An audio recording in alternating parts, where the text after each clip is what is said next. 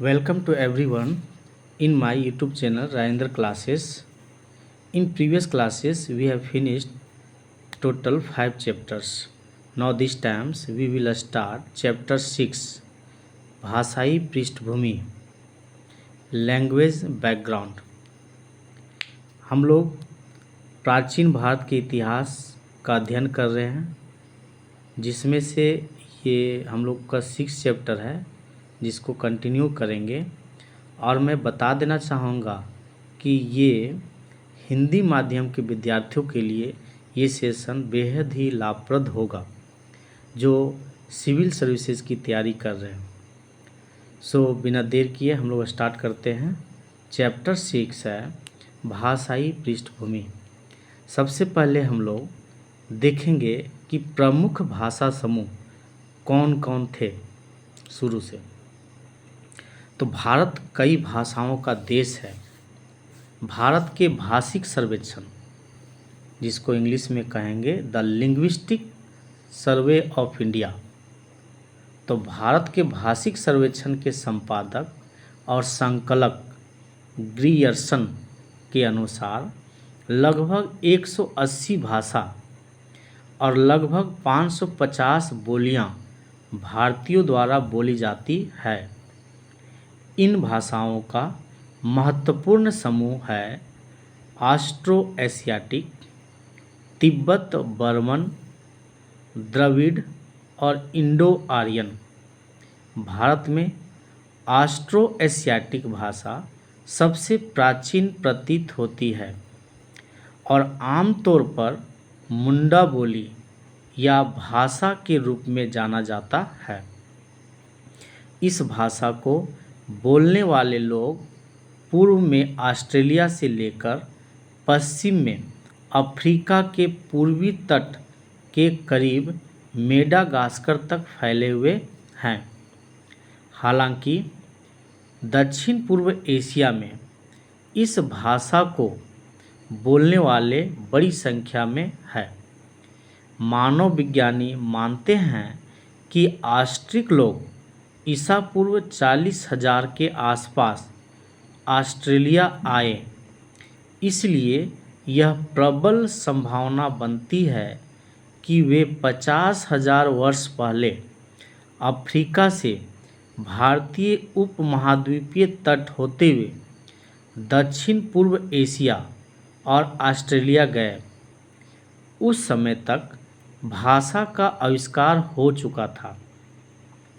मानव आनुवांशिकी से पता चलता है कि 50,000 वर्ष पहले अफ्रीका के लोग दक्षिण भारत आए थे, जहां से वे अंडमान निकोबार द्वीपों के माध्यम से इंडोनेशिया और बाद में ऑस्ट्रेलिया गए।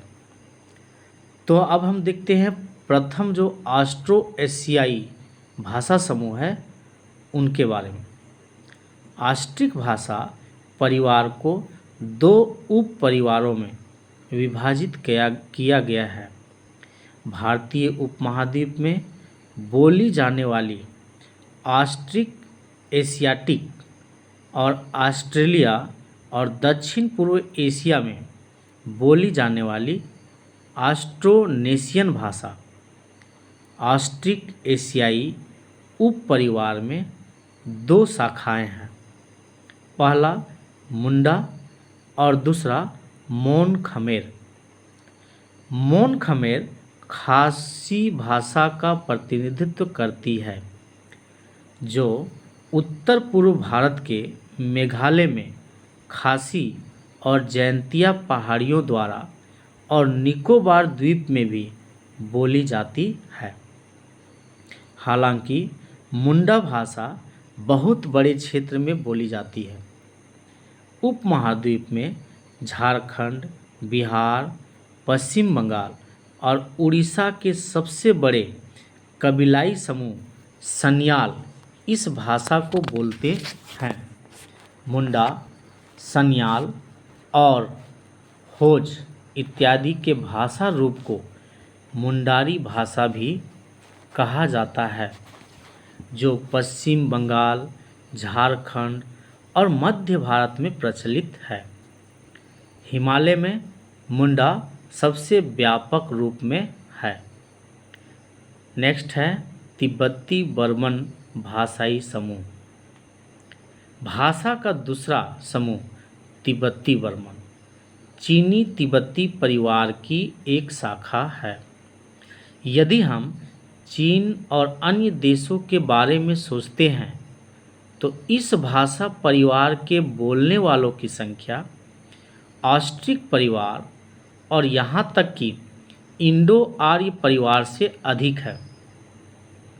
इस परिवार की 300 से ज़्यादा भाषाएं हैं जो चीन, तिब्बत और म्यांमार में बोली जाती है।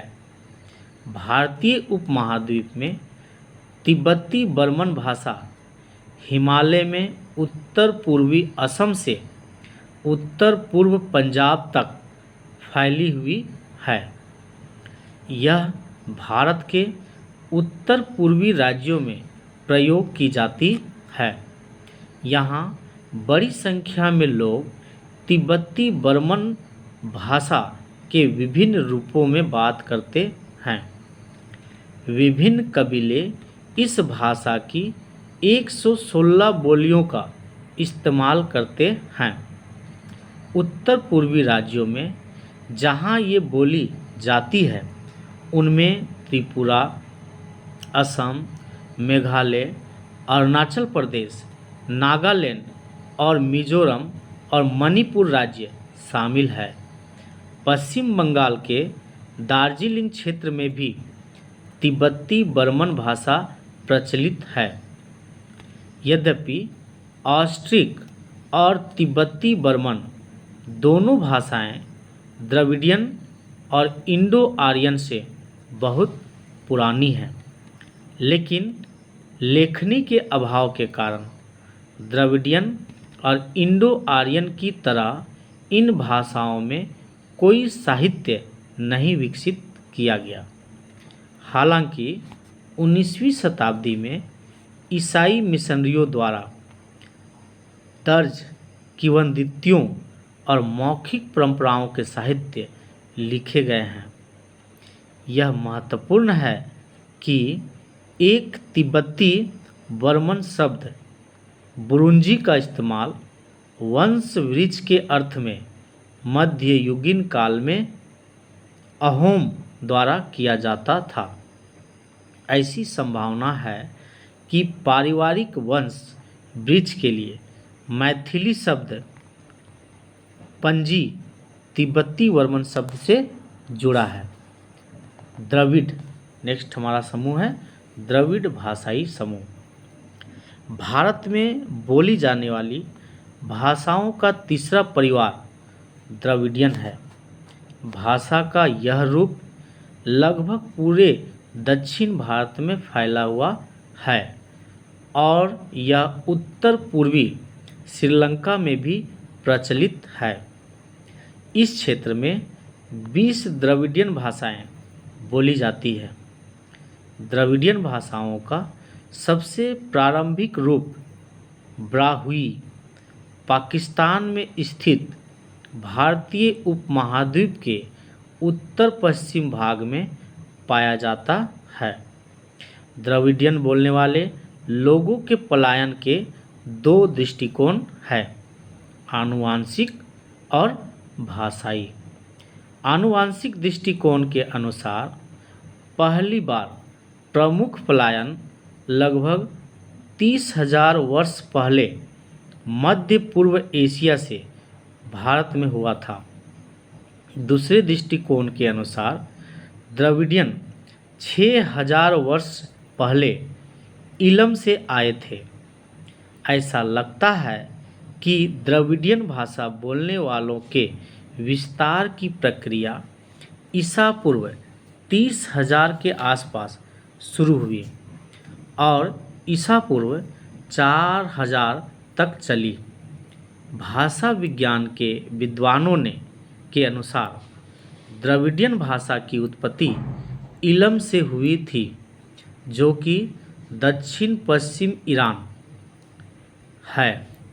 यह भाषा ईसा पूर्व 4वीं सहस्त्राब्दी की तरह मानी जाती है और ब्राह्मी इससे भी पहले की है। यह अभी भी ईरान, तुर्कमेनिस्तान, अफ़गानिस्तान और पाकिस्तान में भी, बलूचिस्तान और सिंध के राज्यों में भी बोली जाती है। ऐसा कहा